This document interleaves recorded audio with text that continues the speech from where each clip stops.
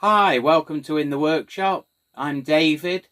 We're in the micro workshop today and we're going to be taking a look at this laser engraver and milling machine.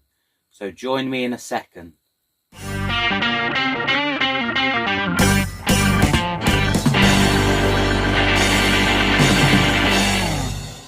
So let me explain quickly why I've ended up with this laser engraving machine.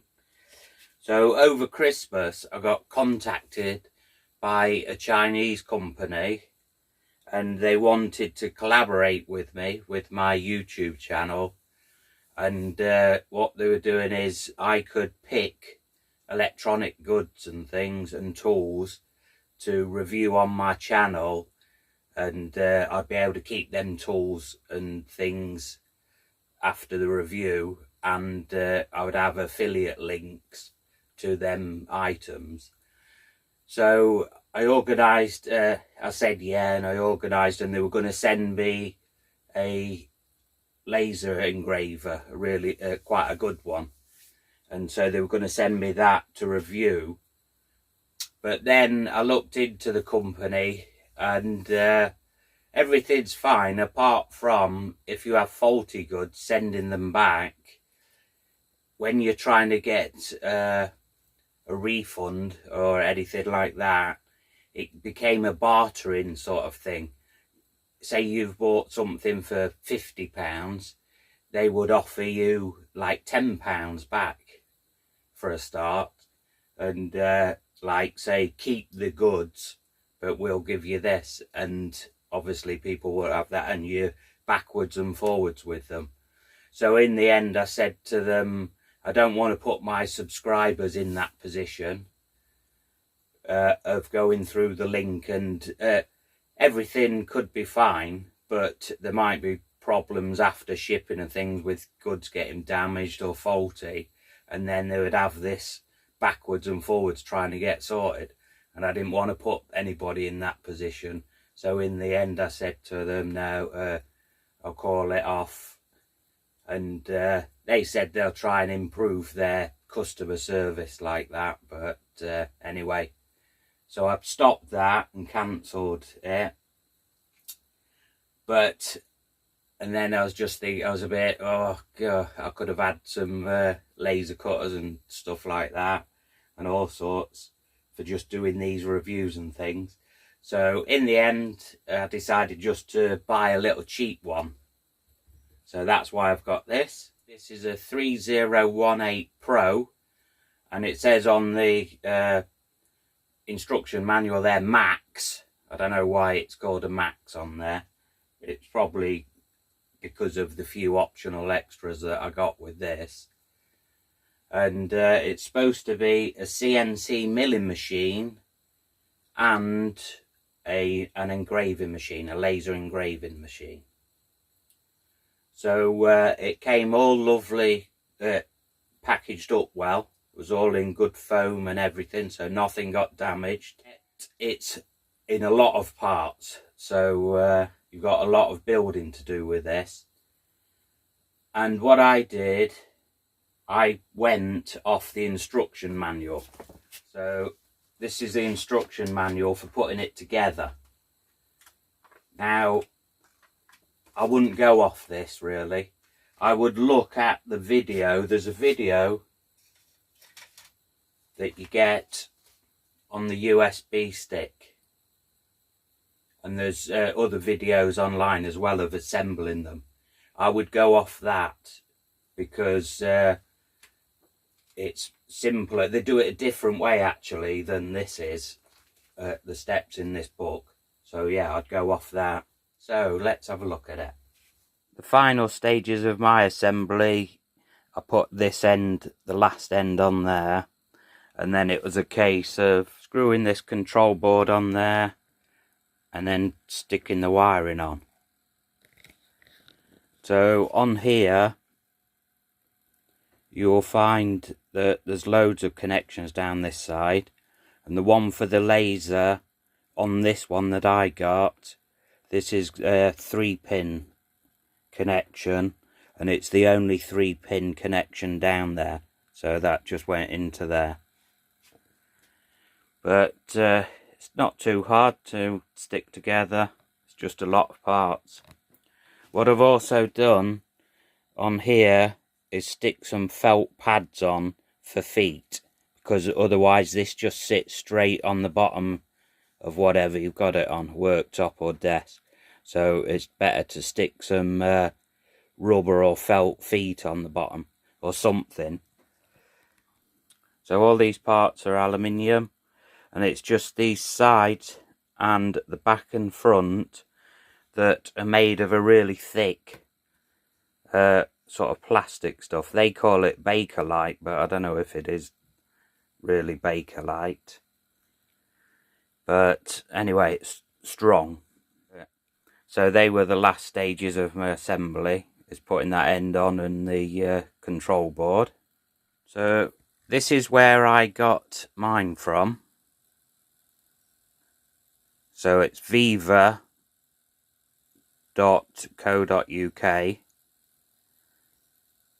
I think it's still linked, it's still all Chinese company, but I ordered this and I was expecting it, because even though it says a couple of days shipping, I expected it to be, I was going to give it weeks, because I thought it would probably be coming from China, and I managed to get this in 2 days. So this kit that I bought from Vevor, I got the option where the laser, the diode laser on this is a 2.5 watt. So that was in the options. That, you get these side parts, these acrylic parts here on the side. You also get, let me just get it. You also get an offline controller. What this is for is, it means you don't have to have it connected to a computer. You can just work on a computer to sort out the program, and then just put it on the card that you slip into there, a little micro SD card. So then the information will be on here, and you've got this offline controller to move the head to where you want it, and then set it going, and find the file that you want, and then set it going. So that was a good extra. And of course you get the motor, the spindle motor, for doing CNC work.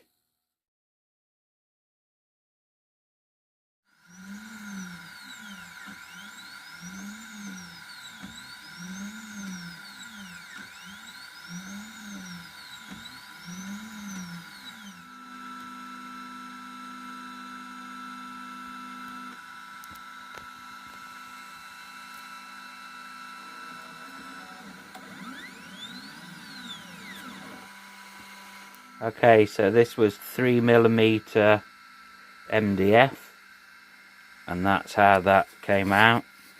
It's engraved pretty good, it's quite well down. The cut on the outside, that hasn't gone, that doesn't even feel as deep as what the engrave is on there, the fill. But yeah, that's 3mm MDF. So now at the minute, if this will focus in, there's some 3mm plywood there, some birch ply. So we'll see how that does on there. And I'm going to try this time and keep an eye on the time. Sorry about the flickering on the computer screen, but just there's the time that it's running. So I'll be able to tell you how long it takes just to do this. So that's a 20mm box, and then obviously with the text put in a D. So yeah, nearer the end, we'll see how long it takes.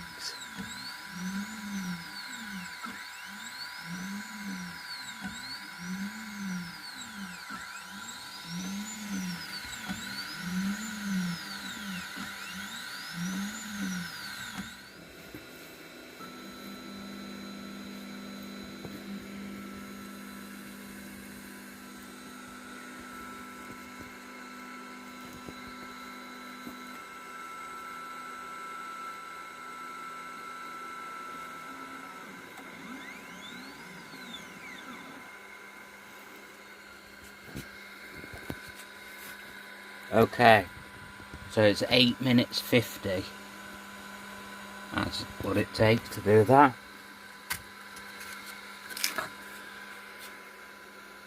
That's a pretty good job though.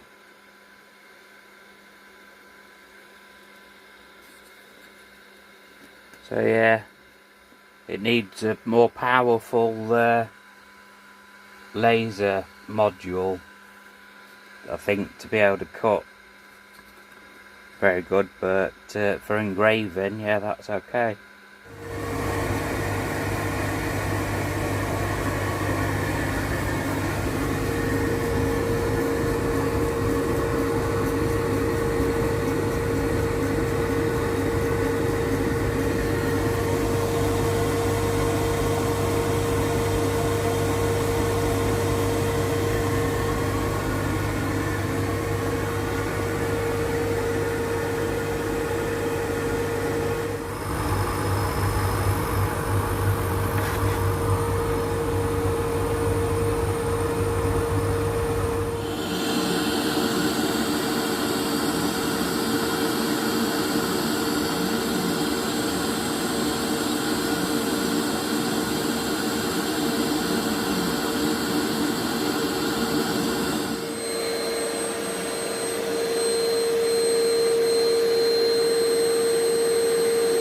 Okay, so this is just a comparison of the time of what our expensive work laser will do and this laser here.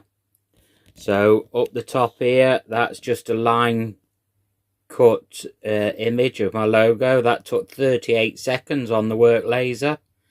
And then on the laser here, it took 2 minutes 38 seconds. But I did get a really good clean cut, you know, clean line on the one here. I can on the work one if I bothered to set it up to a certain setting. But that was just a quick test. And then the work laser for proper engraving took 1 minute 10 seconds to do that.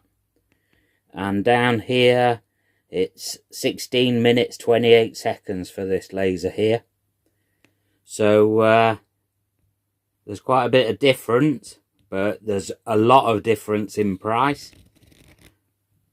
But the laser here has done a really good job though of like nice and neat. These are 40 millimeters, them engravings, them images. So that's what we've got with that. Now let me just say that if you get one of these, you're going to spend a lot of time mucking around on the computer trying to sort out settings and all sorts, because that's just how they are. My laser at work that I use at work, you can just go straight on it. You don't have to sort out stuff in settings. All you do is set what cut and power, you know, like the power of that you want to burn at and the speed, and that's all you have to do with that.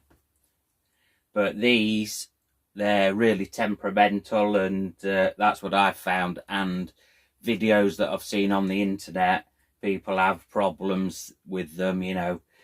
But so that's just part of having one of these. It's more just a cheap thing to play and to just learn how they sort of work. And for me to get this up and running, I've had to look at loads of videos and all sorts. So I'll put a link to the YouTube channel James Dean Designs, because he uses these, and that's where I got a lot of my information that I needed. LaserGRBL, the sort of language that it uses, that's what communicates with the controller board. That's what you need. So LaserGRBL is what you could do with downloading. But if you watch his videos, yeah, they're really handy. But what I've found with this, I've had loads of problems connecting to it, that I can't communicate with the computer to the actual controller board. Well, I've actually used this, did the videos that I've just shown you on doing some tests on this, some test engraving, and then all of a sudden the next time I come to it, I can't get a connection, and I'm mucking around pulling the USBs out, doing all sorts trying to get a connection. The computer doesn't recognize the device and all sorts. When you get this CNC, it doesn't come with limit switches. Usually on higher priced ones or professional ones, they've got a limit switch. So what it means is you can press a button and it'll go back to its home. It'll the laser will move straight across to a corner and move back, and the limit switches, when it drives back, it switches it off and it knows where it is. This doesn't have any limit switches. You can buy them as an extra, so there's loads online. I will get some sometime for these because they're not too expensive. But this, I've found, doesn't really know where it is. So the laser doesn't know how big. I've tried even putting in the size of this work bed. By the way, this work bed is, I think it's 300. Yeah, it is 300 by 180. That's the workspace on it. But I can't get it to figure out all this. So what I've done, I've put in Lightburn the orientation of this laser. I've got it so it's going to the center, so it knows it's the center of a design. So if I do a design on the screen, it knows that wherever I put this laser, that's the center of that design. And then it comes out and goes around, does the design, then goes back to the center. That's how I've got it. Before you set it going on your Lightburn software and stuff, just check that it is in $32 equals 1. That means it's laser.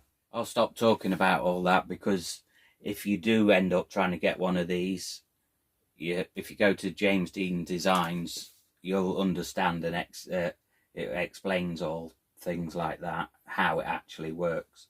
Because when I first watched the video, I thought, I don't need to know that. If you get one of these, you will need to know all this stuff. Made this because you get these goggles to protect your eyes, but they're really horrible to wear because they just make everything blurry. So even though you can see through them and they protect your eyes, everything's really horrible and blurred. So instead of them, I decided to make this. And this is just simply, mind you, I cut this on the laser at work. This is 50mm strips, 400mm long. And I just put holes in the end like that. Just laser cut the holes. So if you were doing this by hand, you would just bandsaw some strips up, drill them, and I made that in like that, and I just used some copper wire to connect them, and that's just so that it can go round the curve on there. And then I've just drilled 2 1mm holes up there in the edge of this acrylic, and put in some eyelets, some like hook and eyes, the eyelet bit. I've screwed them in, chopped them off, they're bent up so that can just hook straight on there like that. And that is working brilliant, because what it means is it's got movement there if you had something clamped on there and the bed moved too far that way. Also, I use a vacuum for sucking away the smoke, and I clamp it in there, and it means the vacuum head can go in there and that can just sit on top of the vacuum. So that works really well. Got this set now.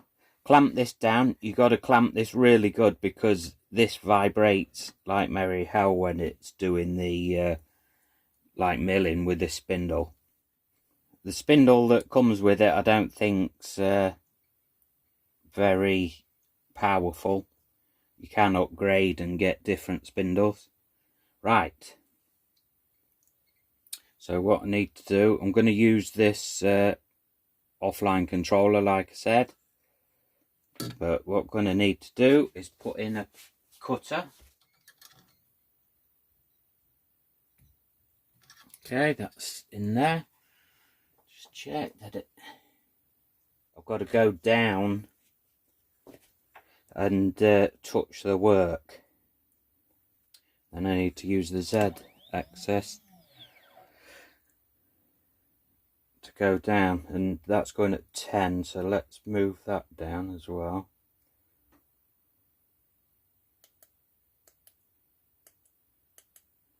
To 1 millimetre. I only want to go at a bit at a time. I know this is noisy and this moves as well, so you could do with clamping it down for doing this operation. Right, I think we'll have a brush on hand as well, just in case we get clogged up with muck. Okay, there we go.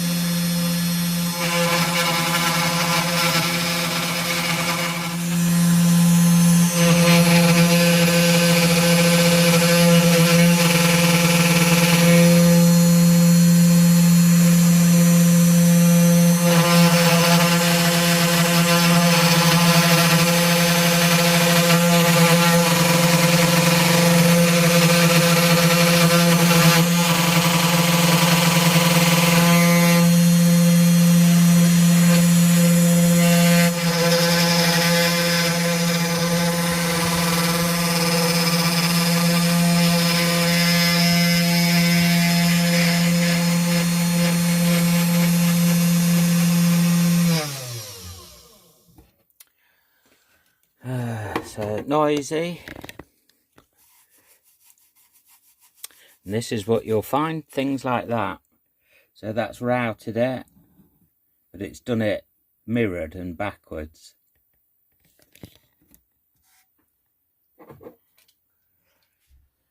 So there you go. If you've been thinking about it, now you know the things you're going to encounter. There's lots of problems and all sorts that you're going to encounter, but if you don't mind playing and you just want to try things out, then that's okay. But don't expect to be using it for doing a lot of work on.